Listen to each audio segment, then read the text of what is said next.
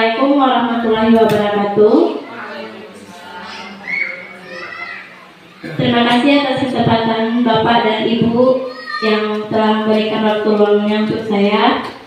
Puji syukur kita ucapkan kepada Allah Subhanahu Wa Taala yang mana Allah telah melimpahkan rahmat dan kurnia-Nya kepada kita bersama, sehingga kita telah dapat mengangkat kaki dan mengangkat tangan ke sekolah yang kita cintai ini, dan dalam menyaksikan penampilan budaya positif yang akan saya tampilkan hari ini. Baiklah, dan tak lupa salat dari salam yakninya Nabi besar Muhammad Sallallahu Alaihi Wasallam yang telah membawa kita dari alam kebodohan sampai zaman alam yang berpendidikan seperti sekarang ini. Baiklah Bapak Ibu, mungkin refleksi sedikit tentang saya yang telah mengikuti tentang CGP ini, di mana dalam pembelajaran CGP yang saya telah lalui, saya telah mengenal banyak hal dari Bapak pendidikan kita, yaitu Bapak Ki Hajar Dewantara, yaitu tentang misalnya mungkin kita selama ini sudah melaksanakan hal tersebut, tapi kita tidak tahu saja apa yang filosofi yang telah diajarkan oleh Bapak Ki Hajar Dewantara. Dan setelah itu juga kita masuk tentang modul 1 tentang budaya positif, yang dimana memahami konsep pendidikan Ki Hajar Dewantara dihubungkan dengan konsep budaya dan lingkungan positif di sekolah yang berpihak pada murid, dimana nantinya dalam pembelajaran kita untuk di sekolah kita ini kita akan melaksanakan pembelajaran yaitu dengan pelaksanaannya berpihak pada murid kalau dapatnya lagi ya Bapak Ibu. Nah, di sini sebelum saya masuk ke modul saya ini, saya akan memberikan pertanyaan pemantik kepada Bapak Ibu semuanya, yaitu yang pertama, hukuman dapat mendisiplinkan anak. Bagaimana menurut pendapat Bapak Ibu? Tidak. Yang kedua, pemberian hukuman dengan hal positif seperti membaca atau membersihkan halaman sekolah dapat meningkatkan disiplin anak. Yang ketiga, yaitu memberikan penghargaan dapat meningkatkan motivasi belajar anak. Ya, ini. Topik kita hari ini yaitu tentang disiplin positif dan nilai-nilai kebajikan universal. Yang kedua, teori motivasi, hukuman dan penghargaan, restitusi. Dan yang ketiga, keyakinan kelas. Yang keempat, kebutuhan dasar manusia dan dunia berkualitas. Yang kelima yaitu restitusi, 5 posisi kontrol. Yang keenam yaitu nantinya restitusi, yaitu segi 3 restitusi. Di sini kita masuk budaya positif, di mana budaya positif itu adalah perwujudan dari nilai-nilai atau keyakinan universal di sekolah.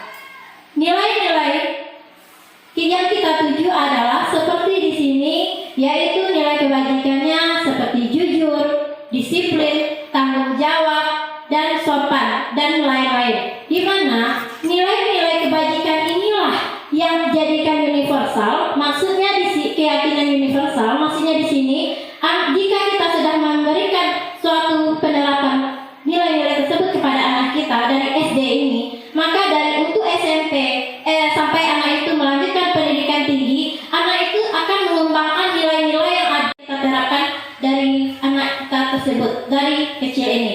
Maka universalnya mungkin bisa saja anak tersebut bisa mengembangkannya kemanapun dia pergi, nanti dia bisa nilai-nilai itu sudah ada pada dirinya. Nah, di sini saya meminta pada Bapak Ibu, mungkin kalau dapat berpasangan,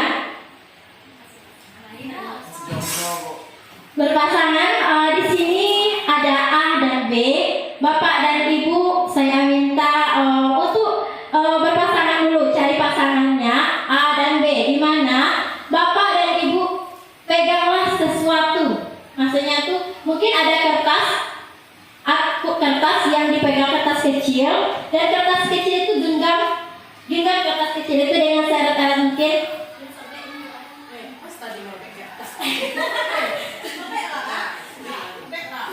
Ada. Bisa untuk mencoba melitik atau bagaimana, merayu juga boleh, merayu. Mungkin kayak Mila merayu Bu Arin. Nah, bagaimana sampai terbuka tangan Bu Arin tersebut?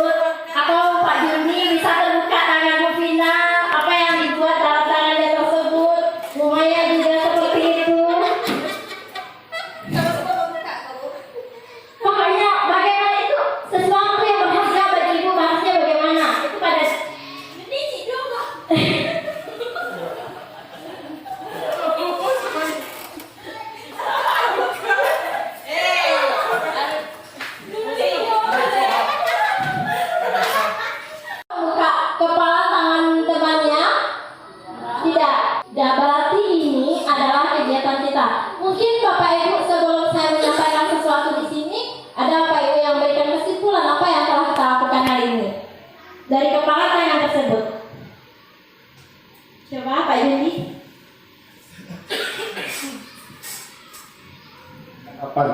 Tanggapan mengenai genggaman kertas ini menurut saya pribadi adalah jangan begitu mudah memberikan hal yang berharga yang kamu miliki kepada orang lain, karena sesuatu yang berharga itu harus kita pertahankan, karena orang lain mungkin mungkin tidak bisa mempertanggungjawabkan apa yang kita berikan kepada mereka. Jadi memberikan amanah itu cukuplah mudah, tapi menerima amanah sangatlah berat. Cukup ya, terima kasih. Memberikan jawabannya sedikit pencerahannya bagi saya, yaitu di mana di sini kita akan menyimpulkan yaitu kontrol diri, di mana kita yang menggenggamkan sesuatu, tangan yang kita genggam, apabila kita bisa diapakan oleh orang lain, dikendalikan oleh orang lain, berarti kita tidak bisa mengontrol diri kita. Berarti Bapak Ibu alhamdulillah semuanya di SD 37 SIMA ini bisa mengontrolkan dirinya sesuai dengan yang disepakati. Ya. Nah, di sini kita masuk perubahan paradigma teori kontrol, teori pilihan, yaitu ilusi kontrol. Yang pertama yaitu ilusi guru mengontrol murid. Maksudnya di sini itu seperti misalnya memberikan tugas dan anak itu mengerjakan tugas tersebut. Dan pada akhirnya tugas itu kita kumpulkan. Dan hasilnya pun tugas itu ada beberapa orang yang tidak membuat. Mungkin ada 2 orang atau 3 orang yang tidak membuat. Itu dalam pelaksanaannya kita sudah mengontrol murid kita tersebut. Dan yang kedua, ilusi bahwa kritik dan membuat orang merasa bersalah dapat menguatkan karakter. Dan yang ketiga, ilusi bahwa semua penguatan positif efektif dan bermanfaat. Ini contohnya pada penghargaan ya Bapak Ibu. Yang keempat yaitu ilusi bahwa orang dewasa memiliki hak untuk memaksa. Dan di sini kita sedang masuk perubahan paradigma stimulus respon teori kontrol teori pilihan, di mana stimulus responnya yaitu kita mencoba mengubah orang agar berpandangan sama dengan kita. Berarti realita kita yaitu sama. Pada teori kontrolnya atau pilihannya kita berusaha memahami pandangan orang lain itu tentang dunia sekarang. Contohnya pada pembelajaran kita saat sekarang ini yaitu kurikulum merdeka. Kurikulum merdeka yaitu pada pembelajaran yang sudah terdiferensiasi. Mungkin Bapak Ibu kita bisa juga lihat dalam misalnya model berpikir menang atau kalah itu pada stimulus respon, yaitu terjadi di teori kontrol atau pilihan yaitu model berpikir menang-menang. Pada kurikulum merdeka, pada sebelumnya mungkin K13 kita KTSP waktu zaman kita yang berlalu itu ada pembelajaran pasti menang kalah, ada juara di tempat sekolah kita. Tapi sekarang pada kurikulum merdeka ini yang kita tahu adalah sekarang lagi model berpikir menang-menang, tidak ada anak yang kalah lagi. Positif ini bertujuan untuk menumbuhkan kesadaran serta memperdayakan peserta didik tanpa penghargaan, ancaman, atau hukuman. Dan di sini kita dapat menumbuhkan di sana dengan kita menanamkan disiplin positif itu dapat kita menimbulkan kesadaran kepada anak didik kita dan memperdayakan anak didik kita tanpa adanya penghargaan nantinya, tanpa adanya ancaman dan tanpa adanya hukuman nantinya. Itu yang kita terapkan sehendaknya kepada anak didik kita. Bukan kita apa yang kita lakukan kita berikan penghargaan. Penghargaan itu nanti ada juga yang dimana harus kita beri penghargaan dan mana tidak. Saya dari pengalaman di tempat kami mengajar, kami memang biasa memberikan penghargaan kepada anak. Apapun yang dilakukan anak seperti bercerita di depan, diberi hadiah. Setelah kami mendengar kejelasan dari Bu Resi, ternyata memberikan penghargaan itu kepada anak banyak dampaknya. Jadi apabila suatu saat kita tidak ada memberikan hadiah, dia mengharapkan hadiah itu. Jadi di sini tidak ada budaya positif kesadaran dari anak untuk melakukan. Jadi anak hanya melakukan karena penghargaan yang diberikan. Terima kasih. Ya, terima kasih Bu Vina. Tentang penjelasan Vina tadi sangat membantu mungkin bagi teman-teman.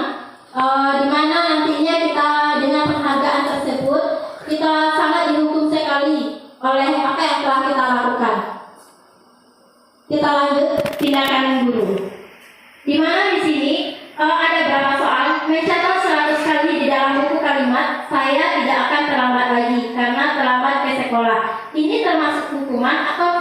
konsekuensi teman-teman? Hukuman. Oke, kita simak dulu jawabannya ya Pak Ibu ya. Lari mengelilingi lapangan basket 2 kali karena terlambat hadir di sekolah. Murid diminta untuk push up 15 kali karena tidak menggunakan masker ke sekolah. Menggantikan kertas tugas teman yang telah dicoret-coret. Membersihkan tumpahan air di meja tulis karena tersenggol pada saat belajar. Murid disuruh untuk tidak mengenakan sepatu seharian di sekolah karena tidak mengenakan sepatu hitam. Lari mengelilingi lapangan basket 2 kali karena terlambat 10 menit untuk pelajaran PJOK. Kita simpan dulu jawabannya Bapak Ibu, jawabannya nanti akan ada. Hukuman ini yang artinya adalah sesuatu yang menyakitkan harus terjadi. Sedangkan konsekuensi sesuatu harus terjadi. Yang kedua, membuat anak sakit. Hukuman ini membuat anak sakit seperti fisik maupun hati untuk jangka waktu lama. Sedangkan konsekuensi membuat anak merasa tidak nyaman dalam jangka waktu pendek. Sedang hukuman anak membenci kedisiplinan. Sedangkan konsekuensi anak menghargai kedisiplinan. Yang keempat, paksaan stimulus yang dimana konsekuensinya nanti tanggapan, dan yang mendorong, yang hukuman juga mendorong anak menyakiti dirinya sendiri, dan yang konsekuensi mendorong anak agar mudah menyesuaikan diri. Yang hukuman selanjutnya konsep diri yang buruk, di mana konsekuensi konsep diri yang baik. Kita lihat di sini jawaban yang telah Bapak Ibu jawab tadi. Mencatat 100 kali di dalam buku kalimat, saya tidak akan berarti itu hukuman. Lari mengelilingi lapangan itu sudah jelas hukuman. Murid diminta untuk push up itu hukuman. Menggantikan kertas tugas teman yang telah dicoret itu adalah konsekuensi. Dan membersihkan tumpahan air di meja tulis karena tersenggol pada saat belajar itu adalah hukuman. Kita juga bisa lihat ya Bapak Ibu ya. Misalnya murid disuruh untuk tidak mengenakan sepatu seharian di sekolah. Itu adalah konsekuensi. Biasa kita masuk pada restitusi. Restitusi adalah proses menciptakan kondisi bagi murid untuk memperbaiki kesalahan mereka, sehingga mereka bisa kembali pada kelompok mereka dengan karakter yang lebih kuat. Restitusi ini juga merupakan proses kolaboratif yang mengajarkan murid untuk mencari solusi untuk masalah mereka dan membantu murid berpikir tentang orang seperti apa yang mereka inginkan menjadi tujuan mulia dan bagaimana mereka harus diperlakukan orang lain.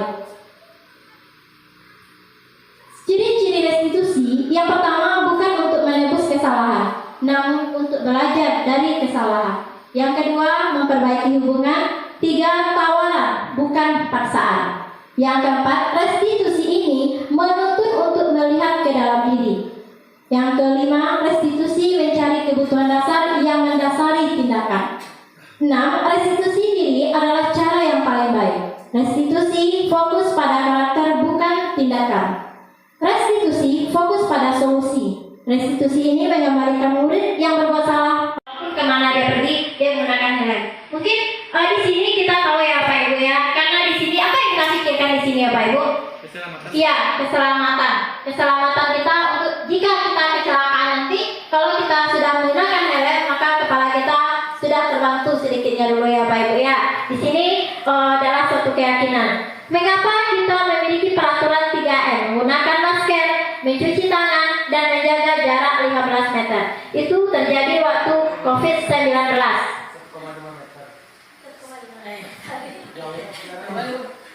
1,5 meter ya. Ini pada COVID-19 yang tahun lalu ya Bapak Ibu ya, mengapa kita memiliki peraturan tersebut menggunakan masker. Padahal kita bisa saja karena ya Bapak Ibu tidak menggunakan masker tersebut. Kita tidak bisa saja, tapi yang kita jaga di sini adalah kesehatan kita.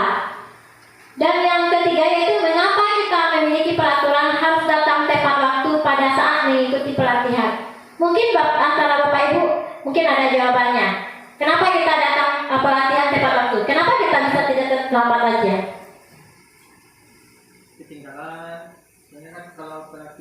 relawan kita ikuti ya. Jadi apabila ada satu tindakan yang tertinggal,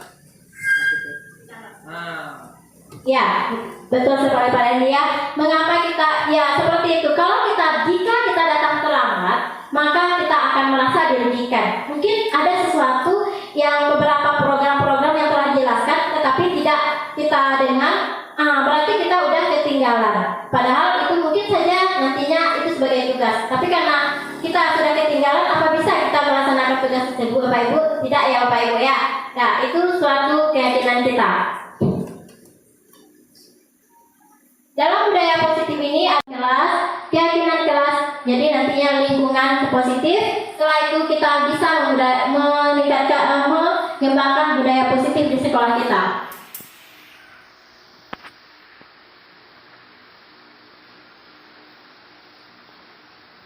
Nah, di sini Bapak Ibu, peraturan dan keyakinan kelas. Selalu kembalikan buku ke tempatnya. Itu termasuk apa ya Bapak Ibu?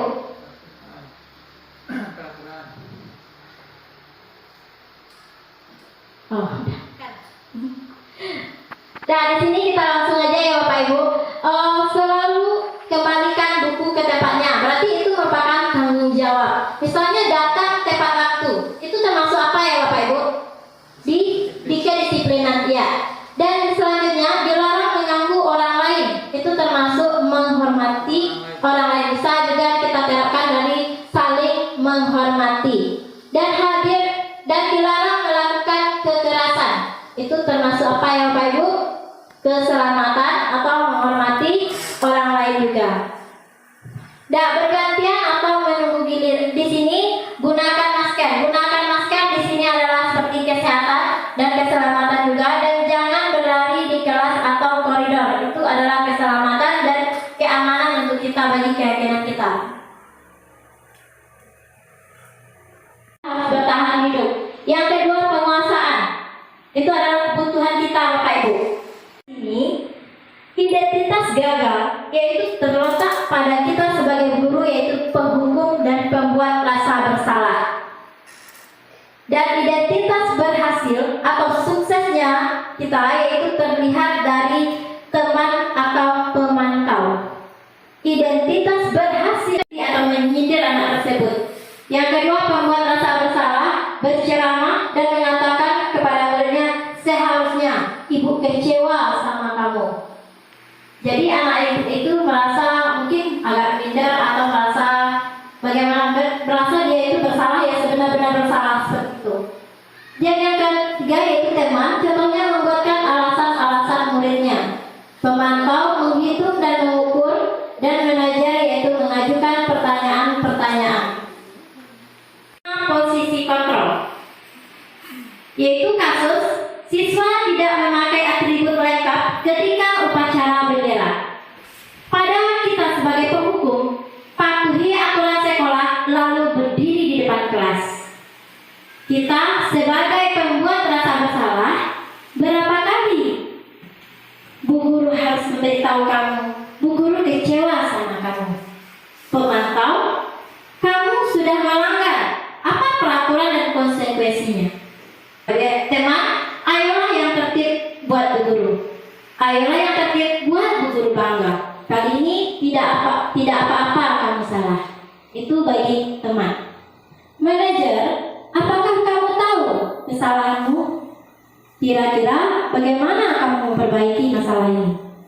Jadi kita kalau mungkin kita sebagai guru, karena Bapak Ibu sudah melihat apa yang saya tayangkan ini, seharusnya kita menjadi sebagai apa? Ini Bapak Ibu, apa yang kita pilih? Manajer. Ya, manajer. Apakah kamu tahu kesalahanmu dan kira-kira bagaimana kamu memperbaiki masalah ini?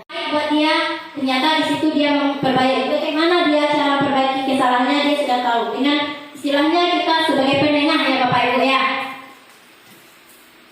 Kita masuk yang keenam yaitu segitiga restitusi.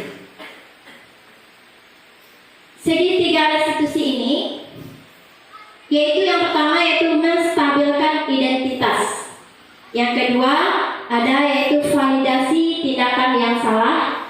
Yang ketiga yaitu menanyakan keyakinan kelas. Nah, pada menstabilkan identitas ini, guru akan berkata, berbuat salah itu hal yang manusiawi. Tidak ada manusia yang sempurna. Bapak atau ibu juga buat salah. Kita pasti bisa menyelesaikan permasalahan ini.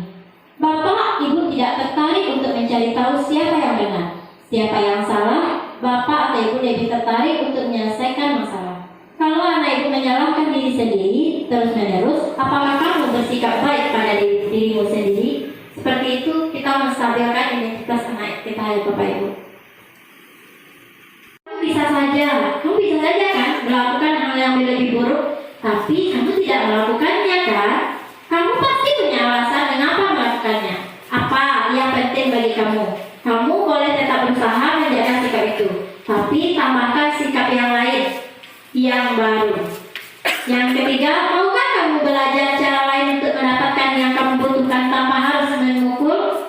Yang kelima, apakah kamu bisa melakukan dengan lebih baik besok lagi? Nah, dalam validasi tindakan yang salah ini, Bapak Ibu, kita menanyakan alasan anak tersebut kenapa dia melakukan hal tersebut. Jadi kita pancing emosinya, kita pancing istilahnya sampai dia mengeluarkan apa alasan dia melakukan hal tersebut. Dimana kesepakatan kelas misalnya datang tepat waktu. Tidak bisa mengontrol orang lain, hanya Anda yang bisa mengontrol diri Anda. Di sini makna disiplinnya belajar kontrol diri dengan menggali potensi kita agar tercapai tujuan mulia, yaitu sesuatu menjadi seorang kita inginkan berdasarkan nilai-nilai yang kita hargai. Yang kedua yaitu semua perilaku memiliki tujuan. Teori motivasi yang pertama untuk menghindari hukuman, untuk mendapatkan imbalan, dan yang kita ambil adalah untuk menghargai diri anak kita sendiri nanti.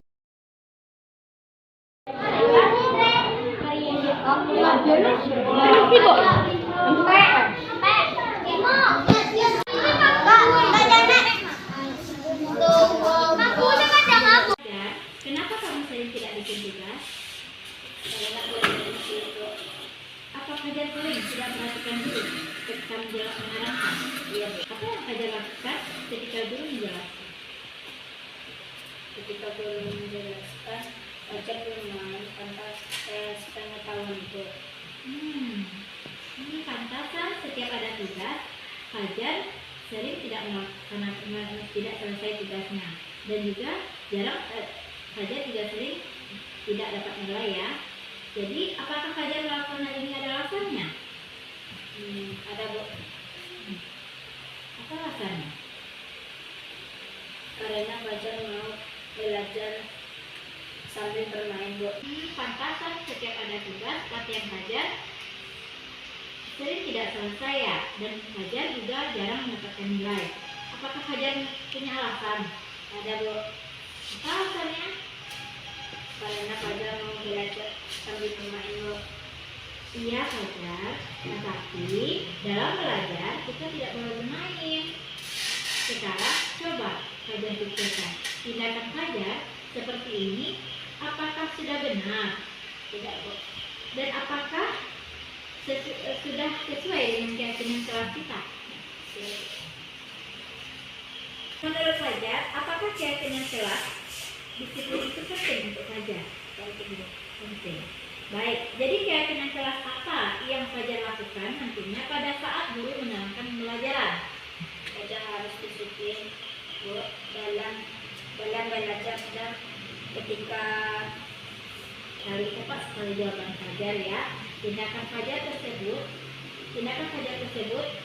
benar-benar Fajar membuat Fajar berubah. Ibu berharap sekali Fajar mau ya berubah sifatnya dari yang mungkin awalnya Fajar yang tidak suka menyelesaikan tugas, nantinya dengan Fajar perhatikan guru menerangkan, Fajar akan bisa menyelesaikan tugasnya dengan sebaik mungkin. Jadi ibu mau Fajar mendapatkan nilai setiap harinya lagi ya Fajar. Fajar mau melakukan itu untuk ibu? Mau Bu. Nah, terima kasih ya Fajar. Sekarang silakan Fajar kembali duduk. Terima kasih ya Bu. Iya Fajar. Assalamualaikum warahmatullahi wabarakatuh. Perkenalkan saya Rusmaya Lovina. Saya guru di SDN 37 Sungai Bange. Saya juga merupakan rekan sejawat dari CGP bernama Resi Yuliani Putri yang juga mengajar di SD 37 Sungai Bange. Kemarin Ibu Resi sudah memberikan aksi nyatanya berupa budaya positif. Di sana kami diberikan penjelasan bagaimana untuk menerapkan budaya positif kepada murid-murid. Dari penjelasan yang Ibu Resi berikan sangat jelas, sangat terperinci dan membuka cakrawala kami sebagai guru bahwasanya penerapan hukuman, pemberian penghargaan itu memiliki dampak bagi murid. Contohnya saja untuk pemberian hukuman yang selama ini mungkin banyak yang kita lakukan kepada anak ternyata tidak memberi dampak yang baik terhadap anak, melainkan memberikan dampak yang buruk. Begitu juga dengan pemberian penghargaan. Pemberian penghargaan menurut kami dahulunya akan membuat anak menjadi lebih termotivasi. Tetapi setelah diberikan penjelasan dari Bu Resi, kami dapat mengerti bahwa pemberian penghargaan itu akan membuat anak menjadi melakukan segala sesuatu dengan mengharapkan penghargaan, bukan dengan keikhlasan. Jadi dari penjelasan Bu Resi juga kami mengerti bahwasanya kalau hukuman itu akan membuat anak menjadi berperilaku negatif, bukan berperilaku positif. Dalam penjelasan Bu Resi juga kami mengerti bahwa nantinya ada yang namanya restitusi. Restitusi itulah yang harus kami lakukan kepada anak agar anak mempunyai perilaku yang baik. Sekian dulu dari saya. Assalamualaikum warahmatullahi wabarakatuh.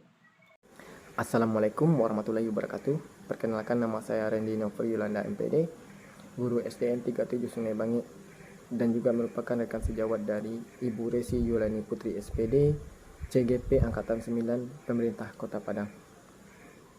Pada kesempatan kali ini, saya ingin menyampaikan testimoni terkait dengan diseminasi budaya positif yang disampaikan oleh Ibu Resi pada hari Sabtu kemarin kepada kami guru-guru SDN 37 Sungai Bangi.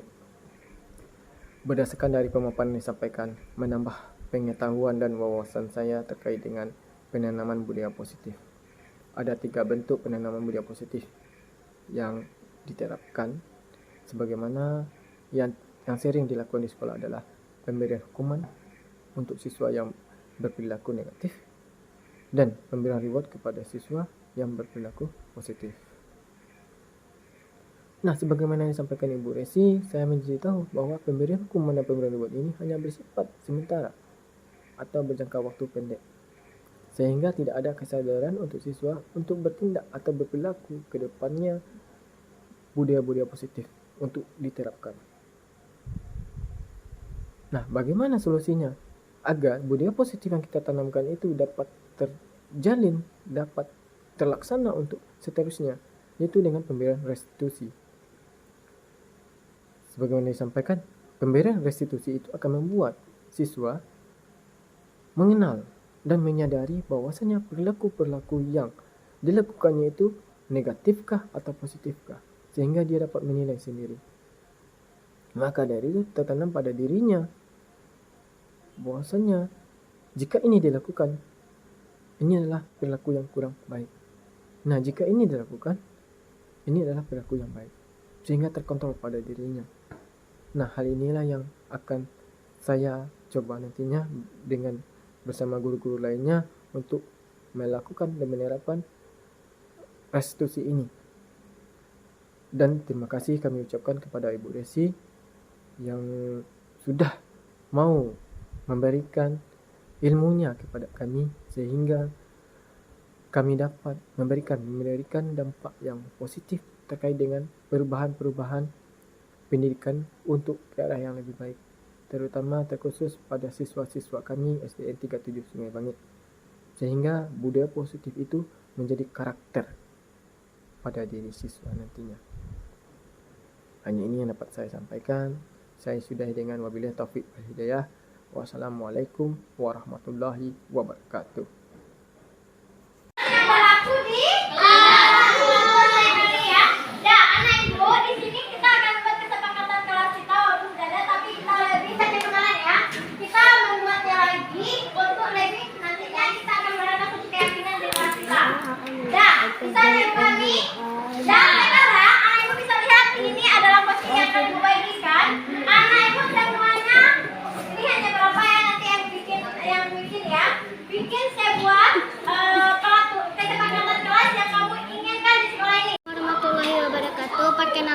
Resya Putri Priyosi. Saya dari kelas 5 SD. Saya sangat senang sekali belajar dengan Bu Resi Yuliani Putri SPD tentang kesepakatan kelas dan keyakinan kelas. Saya berharap saya bisa mengubah diri saya dengan pelajaran ini. Di sana saya mengambil keyakinan kelas seperti contohnya datang tepat waktu, yang termasuk keyakinan kelasnya termasuk disiplin. Saya berharap dengan adanya keyakinan kelas ini, kami semua bisa menerapkan budaya positif. Sekian, terima kasih. Assalamualaikum warahmatullahi wabarakatuh. Perkenalkan, nama saya Dirga Kurnia Rahmat. Saya dari kelas 5 SDN 37 Sungai Bange. Saya sangat senang dengan adanya kesepakatan kelas yang dibuat oleh wali guru saya, yaitu Ibu Resi Yuliani Putri SPD. Dengan adanya kesepakatan kelas ini, membuat seluruh siswa lebih nyaman dan disiplin dalam melakukan belajar, dan membuat positif dan membuat berpemikiran siswa lebih positif dalam melakukan sesuatu. Semoga dengan adanya keyakinan kelas ini, kami semua dapat mengembangkan budaya positif dalam lingkungan sekolah. Sekian pendapat saya. Assalamualaikum warahmatullahi wabarakatuh.